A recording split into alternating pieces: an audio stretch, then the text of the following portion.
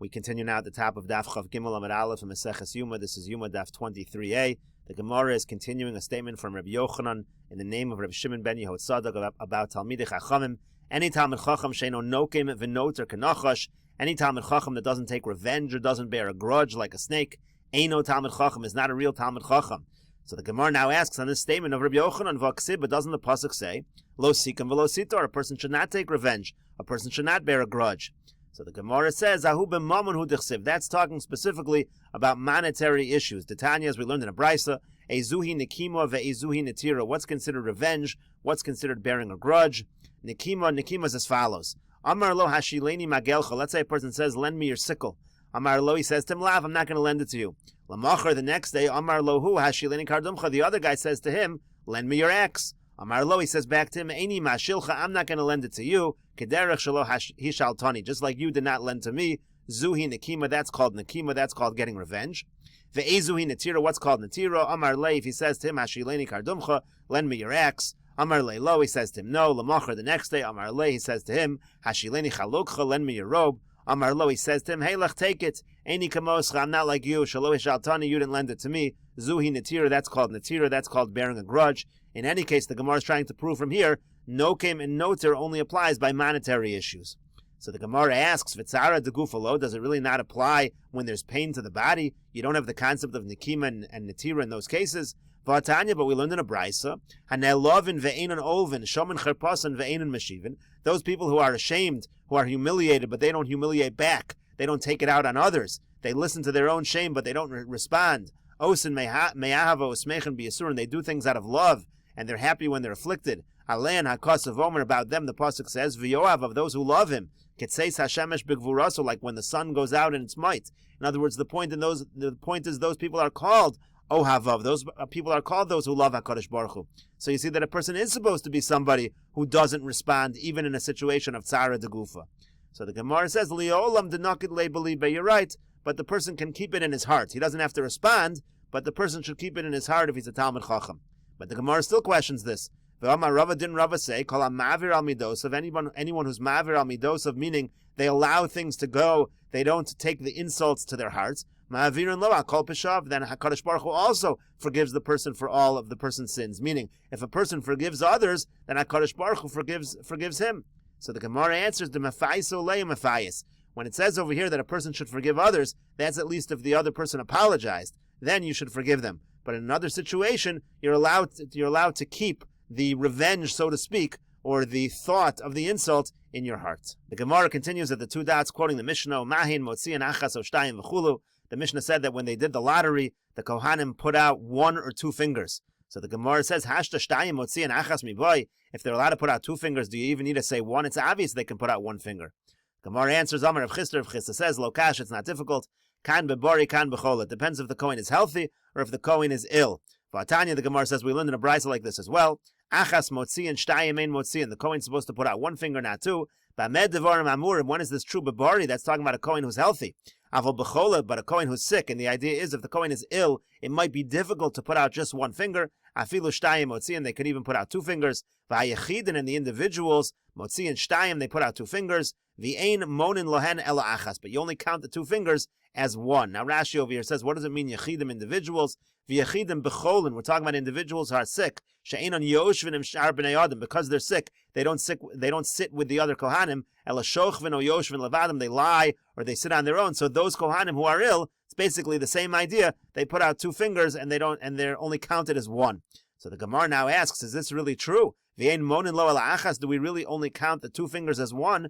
V'atanya, but we learned in a brisa, ein motzian lo shlish v'lo godel, the person, the Kohen, should not put out the middle finger or the thumb, mimnei haramoim, because again, you're going to try to cheat. V'im hotzi shlish, and if the person does put out the middle finger, monin lo, that can count. Godel ein monin lo, the person puts out the thumb, they don't. The idea over here is that the middle finger cannot be separated from the index finger that much, so therefore it's harder to cheat, so we still count the person. When it comes to the thumb, you can separate it at such a distance the person might think that there's actually 2 separate kohanim sticking their fingers out in this case.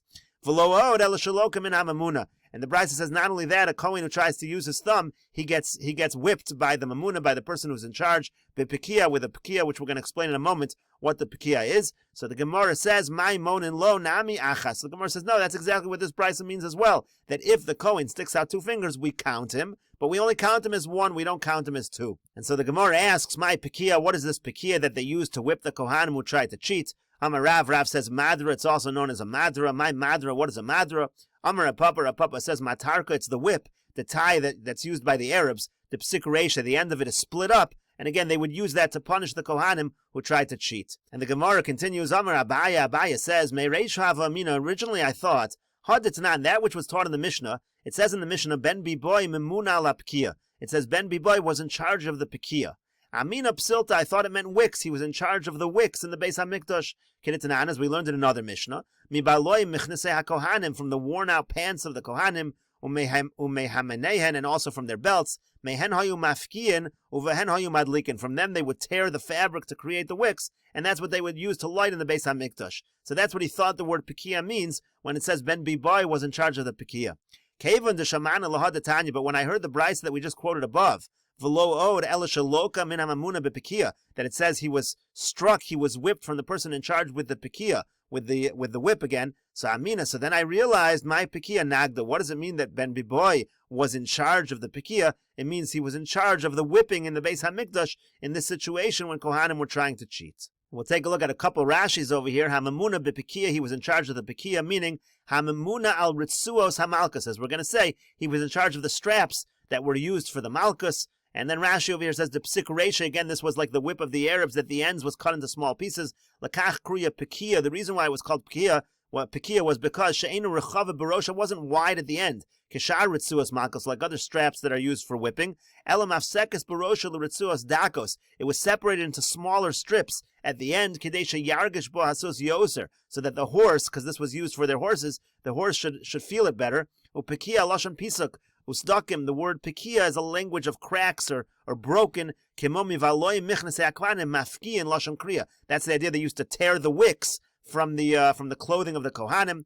Tetzanan b'Meseches Shkolim, it says in Meseches Shkolim bevoy shema ish. That's the name of the person again who was in charge of the pikia. And Rashi continues hayu mafki, and again they used to tear for the wicks. Lasos psilos l'simchas beis hashoeva b'chag. That's talking about the wicks that they used for the Simchas Beis HaShoeva. Nagda, again, Nagda refers to the Ritzuos Malkos, that what it really means, again, is that Ben Bivai was in charge of these straps that were used for the whippings in the Beis HaMikdash. The Gemara continues quoting the Mishnah, Maisa Sheyushnei and Shavin V'Ratzin Volin Bekevish. Again, the Mishnah said there was a story where 2 of the Kohanim were very close in the race. One of them fell and broke his foot. So the Gemara says, Tanur Rabbana, we learned in a Brisa, Maisa B'Shnei Kohanim Sheyushnei and Shavin V'Ratzin Volin Bekevish. There was a story with 2 Kohanim. They were also very close in terms of the race. One of them was going to get to the finish line of the Dalad Amos before his friend. Not al sakin v'takalo belibo. So the other one took a knife and he stuck it in the other Kohen's heart. Amar Rabbi Tzadok al Milo Ulam, and Rabbi Tzadok stood up on the stairs of the Ulam of the Beis HaMikdash. V'yamar, and he said, Achenu Beis Yisrael, our brothers of Klal Yisrael, Shimu, listen. Harehu Omer, the pasuk says, Ki motzei cholol ba'adama. This is talking about the parsha of Eglah Arufa, when you find a dead body. So those sages who are in the city that's closest to the dead body have to do the service of the Eglah Arufa. So anu al milahavi Eglah Arufa. So who should do the Eglah Arufa over here? Al Ho'ir, is it the city? Is the city responsible for this death? Or Al Ho'azaros, or is it the Azara that's responsible? In other words, is it the Chachamim of Yerushalayim that have to bring an Eglah Arufa, or is it the Kohanim of the Beis HaMikdash that have to bring the Eglah Arufa? So go kol ha'am bevechia. So all of the people, they cried at what had happened, that a Kohen was killed. Ba'aviv shel tinok, and then the father of the Kohen came. Umatzu kishu mefarfer. He found that the Kohen who was stabbed was still convulsing. He hadn't yet died. Amar, he said, Hareyu kaparaschem. My son should be a kapara for you. V'yadayin b'ni mefarfer, but he said, my son is still convulsing. V'lo nitma sakin, and the knife is not tamei. In other words, the father said, get the knife out of him quickly so that it doesn't become tamei, so you can use it for future avoda in the Beis HaMikdash. And the Gemara says, L'lamercha, this comes to teach you, Shakasha aleim taras kalim, that in that generation, the idea of keeping the kalim pure was more important to them. yoser mishvichas damim. It was more important than murder. They were more concerned with tumah the Beis Hamikdash than they were with shvichas damim.